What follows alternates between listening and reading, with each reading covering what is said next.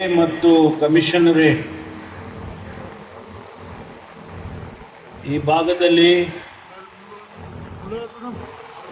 ಇವತ್ತು ಬಹಳ ಒಂದು ಐತಿಹಾಸಿಕವಾದಂಥ ಕಾರ್ಯಕ್ರಮವನ್ನ ಪೊಲೀಸ್ ಇಲಾಖೆ ಹಮ್ಮಿಕೊಂಡಿದೆ. ಈ ಕಾರ್ಯಕ್ರಮದಲ್ಲಿ ನಮ್ಮ ಜೊತೆಯಲ್ಲಿ ಇರಬೇಕಾಗಿದ್ದು ಮಾನ್ಯ ಜಿಲ್ಲಾ ಸಚಿವರಾದ ಸತೀಶ್ ಜಾರಕಿಹೊಳಿ ಅವರು ಮತ್ತು ಶ್ರೀಮತಿ ಲಕ್ಷ್ಮೀ ಹೆಬ್ಬಾಳ್ಕರ್ ಅವರು ನಿನ್ನೆ ಸಂಪುಟದ ಸಭೆಯಲ್ಲಿ ನಾನು ಅವರಿಗೆ ಕೇಳಿದಾಗ ಬೇರೆ ಇಲಾಖೆಯ ಕಾರ್ಯಕ್ರಮಗಳಿದ್ದಾವೆ, ದಯಮಾಡಿ ಕ್ಷಮಿಸಬೇಕು ಹಾಗೆ ಅಂತೇಳಿ ಹೇಳಿದ್ರು. ಹಾಗೂ ನಾನು ಹೇಳಿದೆ, ನಾನು ಕ್ಯಾನ್ಸಲ್ ಮಾಡಿಬಿಡ್ತೀನಪ್ಪ, ನೀವೇ ಇಲ್ಲ ಅಂದರೆ ಹೆಂಗೆ ಅಂತ. ಇಲ್ಲ, ಇದೆಲ್ಲ ನಡೀತೈತಾರೆ ಸಾಹೇಬ್ರೆ. ಆದ್ದರಿಂದ ಅವರ ಅನುಪಸ್ಥಿತಿಯಲ್ಲಿ ಕಾರ್ಯಕ್ರಮವನ್ನು ಮಾಡ್ತಾ ಇದ್ದೇವೆ. ಅದಕ್ಕೆ ಪ್ರತಿಯಾಗಿ ಇವತ್ತು ಇಬ್ಬರು ಶಾಸಕರು ಇಲ್ಲಿ ಉಪಸ್ಥಿತರಿದ್ದಾರೆ.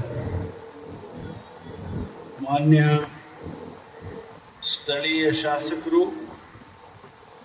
ನನ್ನ ಆತ್ಮೀಯ ಸ್ನೇಹಿತರು. ನಾನು ಅಧ್ಯಕ್ಷನಾಗಿದ್ದಾಗ, ಪ್ರದೇಶ ಕಾಂಗ್ರೆಸ್ ಸಮಿತಿಯ ಅಧ್ಯಕ್ಷನಾಗಿದ್ದಾಗ ಅವರು ಇಲ್ಲಿ ಅಧ್ಯಕ್ಷರಾಗಿದ್ದರು. ನಾನು 8 ವರ್ಷ ಮಾಡಿದೆ ಅಂತೇಳಿ ಅವರು 8 ವರ್ಷ ಮಾಡಿದ್ರು ಅಲ್ವಾ? ಆದ್ರಿಂದ ಸನ್ಮಾನ್ಯ, ನಾನು ಅವ್ರನ್ನ ರಾಜು ಸೇಠ್ ಅಂತ ಕರಿತೀನಿ. ಆಸಿಫ್ ರಾಜು ಸೇಠ್ ಅವರೇ ಮತ್ತು ನಮ್ಮ ರಾಜ್ಯದ ಹಣಕಾಸು ಸಂಸ್ಥೆ ಅಧ್ಯಕ್ಷ, ಬಹಳ ಮುಖ್ಯ, ವೆರಿ ಇಂಪಾರ್ಟೆಂಟ್ ಪೋರ್ಟ್ಫೋಲಿಯೋ. ಇನ್ನೊಬ್ಬರ ಹಣಕಾಸಿನ ತೀರ್ಮಾನ ಎಲ್ಲ ಮಹಂತೇಶ್ ಮಾಡಬೇಕು. ಮಹಂತೇಶ್ ಹಣಕಾಸು ಮಾನ್ಯ ಶಾಸಕರು ಮತ್ತು ಅಧ್ಯಕ್ಷರಾಗಿರ್ತಕ್ಕಂಥ ಮಹಂತೇಶ್ ಕೌಜಲ್ಗಿ ಅವರೇ, ಈ ಕಾರ್ಯಕ್ರಮದಲ್ಲಿ ಉಪಸ್ಥಿತರಿರ್ತಕ್ಕಂಥ ಸುನಿಲ್ ಹಂಪಣ್ಣ, NUKRTC ಅಧ್ಯಕ್ಷರು, ಉಪಾಧ್ಯಕ್ಷರು ಮತ್ತು ನಮ್ಮ ಇಲಾಖೆಯ ಹಿರಿಯ ಅಧಿಕಾರಿಗಳು, ನಮ್ಮ ADGP ಅವರಾಗಿರ್ತಕ್ಕಂಥ ಕಾನೂನು ಸುವ್ಯವಸ್ಥೆಯ ಜವಾಬ್ದಾರಿಯನ್ನ ರಾಜ್ಯದಲ್ಲಿ ಹೊತ್ತಿರ್ತಕ್ಕಂಥ ಮಾನ್ಯ ಹಿತೇಂದ್ರ ಅವರೇ, ಈ ಕಾರ್ಯಕ್ರಮದಲ್ಲಿ ಉಪಸ್ಥಿತರಿರ್ತಕ್ಕಂಥ ಪ್ರಾದೇಶಿಕ ಆಯುಕ್ತರಾದ ಶ್ರೀಮತಿ ಜಾನಕಿ ಅವರೇ, ನಮ್ಮ ಪೊಲೀಸ್ ಮಹಾನಿರೀಕ್ಷಕರಾಗಿರ್ತಕ್ಕಂಥ ಡಾಕ್ಟರ್ ಚೇತನ್ ರಾಥೋಡ್ ಅವರೇ,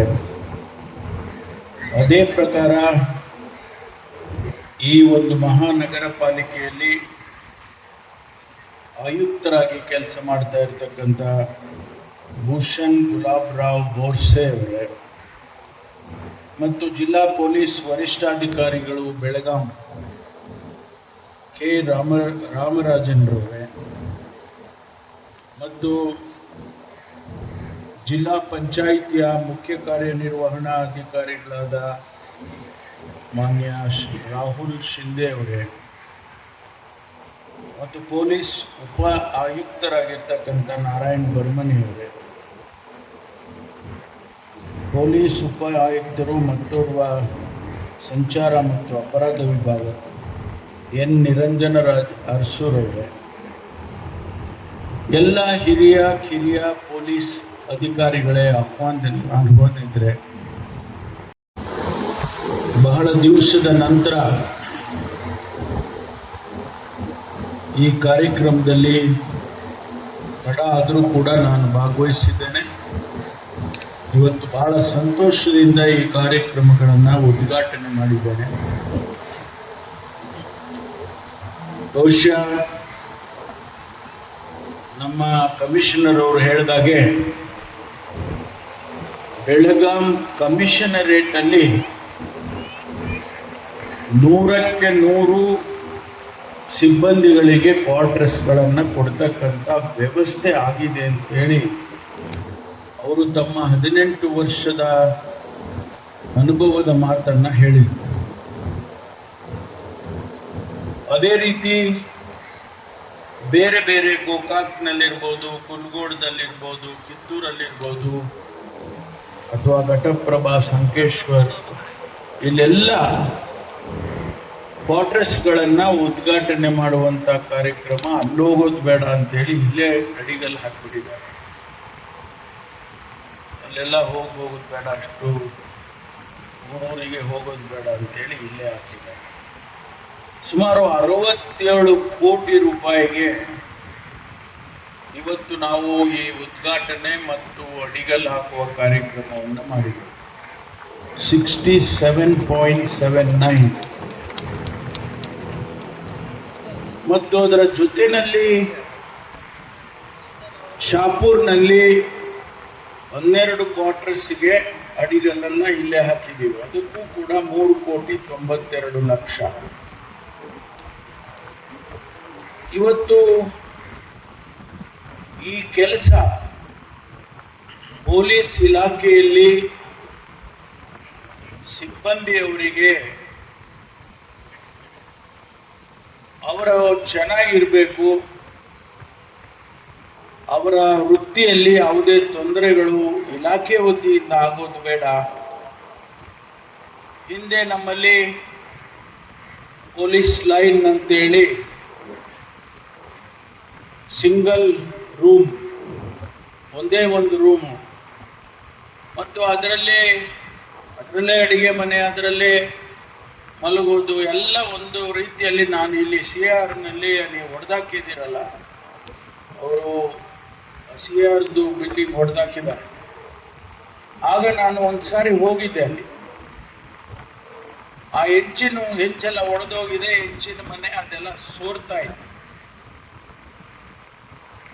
ಆ ಪೊಲೀಸ್ ಅವರ ಶ್ರೀಮತಿಯವರು ನನಗೆ ಹೇಳಿದರು, ಸರ್ ನೋಡಿ, ನಾವು ಇದರಲ್ಲೇ ಮಕ್ಕಳನ್ನು ಸಾಕಬೇಕು ಮತ್ತು ನಾವು ಇದರಲ್ಲೇ ಜೀವನ ಮಾಡಬೇಕು. ಯಾರಾದರೂ ಬಂದರೆ ಅವ್ರು ಎಲ್ಲಿ ಇರಬೇಕು ಅನ್ನೋದು ಕೂಡ ಗೊತ್ತಾಗೋದಿಲ್ಲ. ಅಂಥ ಪರಿಸ್ಥಿತಿಯಲ್ಲಿ ನಾವಿದ್ದೇವೆ. ಬಹಳ ಒಂದು ರೀತಿಯಲ್ಲಿ ನಾಗರಿಕ ಸಮಾಜದಲ್ಲಿ ನನಗನಿಸ್ತು ಅದು ಅಪಮಾನ ಹಾಗೆ ಅಂತೇಳಿ. ನಾವು ಸರ್ಕಾರದಲ್ಲಿ ಇದಕ್ಕೆ ಏನಾದರೂ ಒಂದು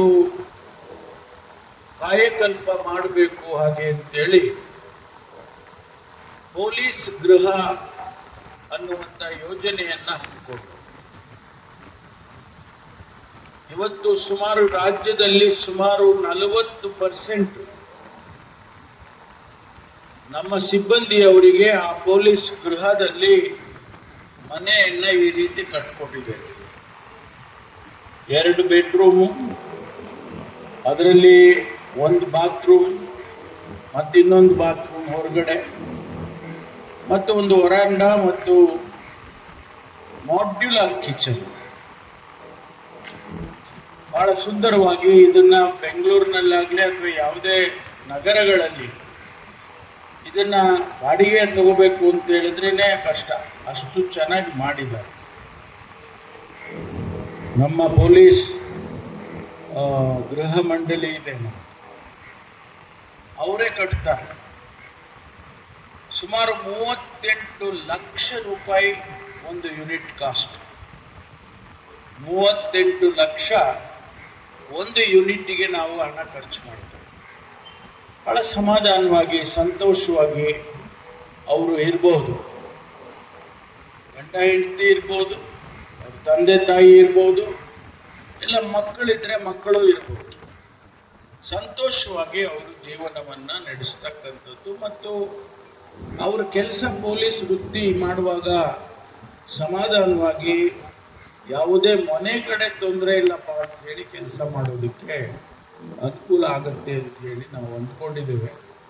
ಅದೇ ರೀತಿ ಇವತ್ತು 40% ಇನ್ನೂ ಕೂಡ ಅದು ನಡೀತಾ ಇದೆ. ಕಳೆದ ವರ್ಷನೇ ಸುಮಾರು 2,000 ಕೋಟಿ ರೂಪಾಯಿಯನ್ನ ಮಾನ್ಯ ಮುಖ್ಯಮಂತ್ರಿಗಳು ನಮಗೆ ಈ ಗೃಹವನ್ನು ಕಟ್ಟೋದಕ್ಕೆ, ವಸತಿಯನ್ನು ಕಟ್ಟೋದಕ್ಕೆ ಕೊಟ್ಟರು. ಈಗಾಗಲೇ 1,200 ಕೋಟಿಗೂ ಹೆಚ್ಚು ಹಣ ಖರ್ಚು ಮಾಡಿದ್ದೇವೆ ಅದರಲ್ಲಿ. ಈ ವರ್ಷ ಮತ್ತು ಬಡ್ಜೆಟ್ನಲ್ಲಿ ನಮಗೊಂದು 250 ಕೋಟಿ ರೂಪಾಯಿಯನ್ನು ಕೊಟ್ಟಿದ್ದಾರೆ.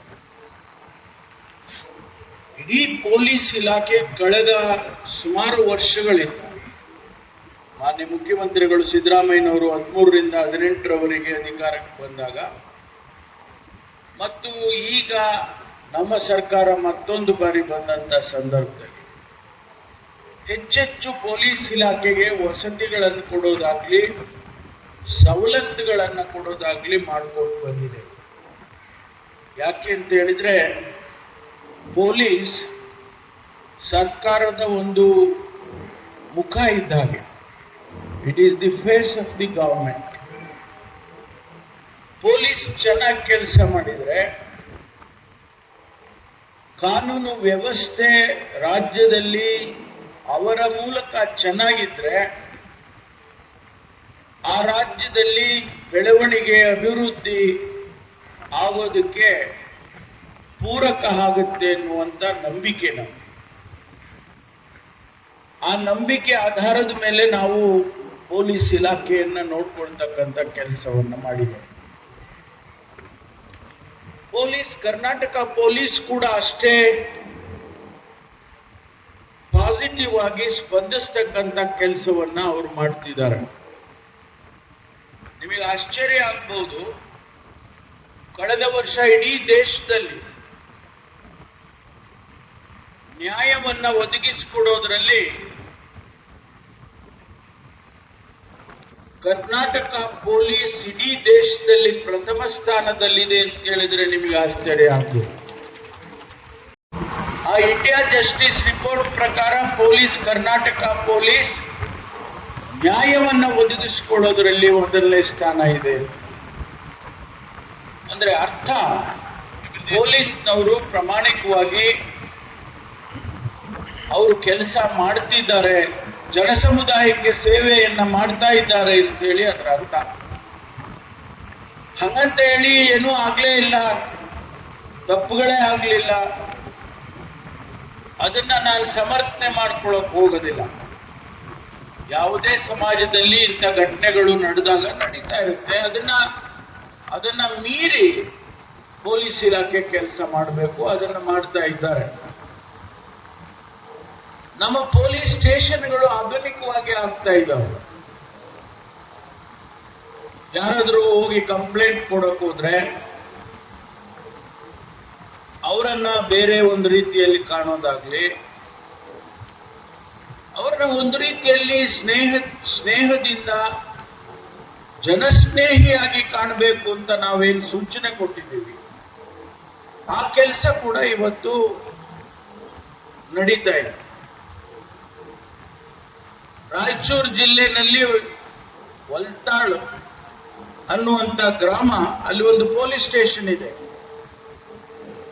ಆ ಪೊಲೀಸ್ ಸ್ಟೇಷನ್ ಇಡೀ ದೇಶದಲ್ಲಿ ಬೆಸ್ಟ್ ಪೊಲೀಸ್ ಸ್ಟೇಷನ್ ಕ್ಯಾಟಗರಿಯಲ್ಲಿ 3ನೇ ಸ್ಥಾನ ತಗೊಂಡಿದೆ. ರಾಯಚೂರು ಜಿಲ್ಲೆ ಎಲ್ಲೋ ಒಂದು ಗ್ರಾಮೀಣ ಭಾಗದಲ್ಲಿ ಇರ್ತಕ್ಕಂಥ ಪೊಲೀಸ್ ಸ್ಟೇಷನ್ ಎಷ್ಟು ಸಮರ್ಥವಾಗಿ ಜನಸೇವೆಯನ್ನ ಮಾಡಿದ್ದಾರೆ ಅನ್ನೋದನ್ನ ಅದು ಉದಾಹರಣೆ. ಅದು ನಾವು ಆ ಒಂದು ದೃಷ್ಟಿಯಲ್ಲಿ ನಮ್ಮ ಇರ್ತಕ್ಕಂಥ 1000ಕ್ಕೂ ಹೆಚ್ಚು ಪೊಲೀಸ್ ಸ್ಟೇಷನ್ಗಳನ್ನ ಈಗ ಆ ರೀತಿ ಜನಸ್ನೇಹಿಯಾಗಿ ಆಗಬೇಕು ಅನ್ನುವಂತ ದೃಷ್ಟಿಯಿಂದ ನಾವು ಅವರಿಗೆಲ್ಲರಿಗೂ ಕೂಡ ಸೂಚನೆಯನ್ನು ಕೊಟ್ಟಿದ್ದೇವೆ.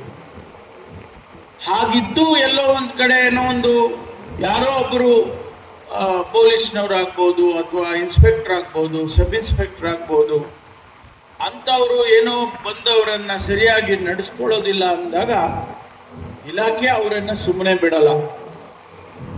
ಅವರ ಮೇಲೆ ಶಿಸ್ತಿನ ಕ್ರಮ ತಗೊಂಡು ಅದನ್ನ ಸರಿಪಡಿಸ್ತಕ್ಕಂಥ ಕೆಲಸವನ್ನು ಕೂಡ ನಾವು ಮಾಡ್ತೇವೆ.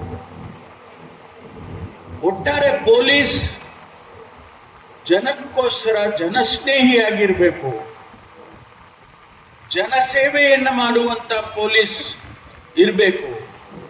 ಹಂಗಂತೇಳಿ ನೀವು ಶಿಸ್ತು ಬಿಡಿ, ನಿಮ್ಮ ಡಿಸಿಪ್ಲಿನ್ ಏನು ಇರುತ್ತೆ, ಕಾನೂನು ಏನಿರುತ್ತೆ ಅದನ್ನ ಬಿಟ್ಟುಬಿಡಿ, ಕಾಂಪ್ರಮೈಸ್ ಆಗಿ ಅಂತ ಯಾರು ಹೇಳೋದಿಲ್ಲ. ಕಾನೂನನ್ನ ರಕ್ಷಣೆ ಮಾಡುವ ದೃಷ್ಟಿಯಿಂದ ಏನ್ ಕೆಲಸ ಮಾಡಬೇಕು ಅದನ್ನ ನೀವು ಮಾಡಬೇಕಾಗುತ್ತೆ ಅನ್ನೋದನ್ನ ನಾವು ಆಗಿಂದಾಗ್ಗೆ ನಮ್ಮ ಇಲಾಖೆಯಲ್ಲಿ ಅಧಿಕಾರಿಗಳಿಗೆ ಸೂಚನೆ